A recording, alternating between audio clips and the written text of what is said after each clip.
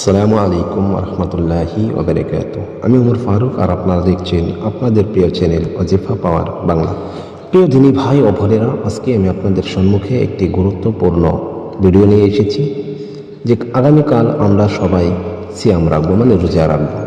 আর এই রোজা রেখে যদি আমরা পরিপূর্ণ সওয়াব না পাই তাহলে আমাদের কোনো ফায়দা হবে না। এই সম্মুখে আমাদের রমজান মাস, আর এই রমজান মাসের মধ্যে আমাদের এমন হতে হবে, এমন ইবাদত করতে হবে যাতে আমরা রমজান মাসের এক মাস রোজা রেখে যাতে আমরা সবাই নিষ্পাপ হতে পারি। প্রিয় বন্ধুগণ, প্রিয় দিনী ভাই ও বোনেরা, চলুন আজকে আমি এই ভিডিওর মাধ্যমে কিছু কথা আপনাদেরকে জানিয়ে দেব, যেগুলি আপনারা এড়িয়ে চলবেন। এগুলো কাজ আপনারা অন্তত এই রমজান মাসে ছেড়ে দিন, কারণ এই রমজান মাসের 30টা রোজা যেন আমরা সহি শুদ্ধ পূর্ণ হিসাবে রাখতে পারি এবং 5 ওয়াক্ত নামাজ সবাই আদায় করবেন ইনশাআল্লাহ। চলুন জানা যাক সেই কি।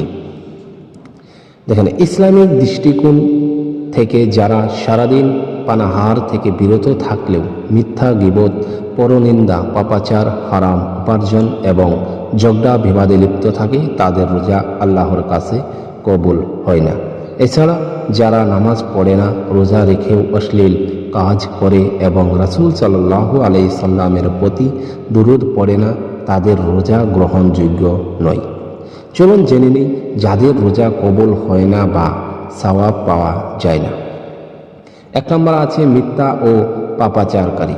রোজা রেখে যে ব্যক্তি মিথ্যা কথা ও কাজ, গীবত, চুগলখড়ি এবং পাপাচার ছাড়তে পারে না, তার রোজা নির্থক। নামাজ বর্জনকারী। দেখেন, 2 নম্বরে নামাজ বর্জনকারী। রমজান মাসে রোজা রাখলেও যারা নামাজ পড়ে না তাদের রোজা কবুল হয় না। তৃতীয়তে আছে হারাম ভক্ষণকারী।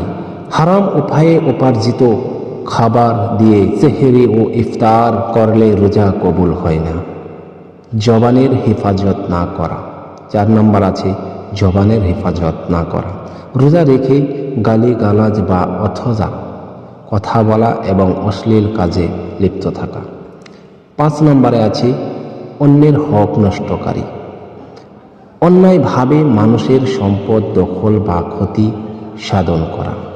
বিশেষ সতর্ক বার্তা। রাসূল সাল্লাল্লাহু আলাইহি সাল্লাম বলেছেন, যে ব্যক্তি মিথ্যা বলা ও তার উপর আমল করা ছাড়ল না, তার পানাহার ছেড়ে দেওয়াতে আল্লাহর কোনো প্রয়োজন নেই। বুখারী 1। মূলত রোজা হলো তাকওয়া বা আত্মশুদ্ধির মাধ্যম, কেবল উপোস থাকার নাম রোজা নয়। প্রিয় বন্ধুগণ, আশা করি আপনারা বুঝতে পেরেছেন আমি ভিডিওর মাধ্যমে যে কথাগুলি বললাম।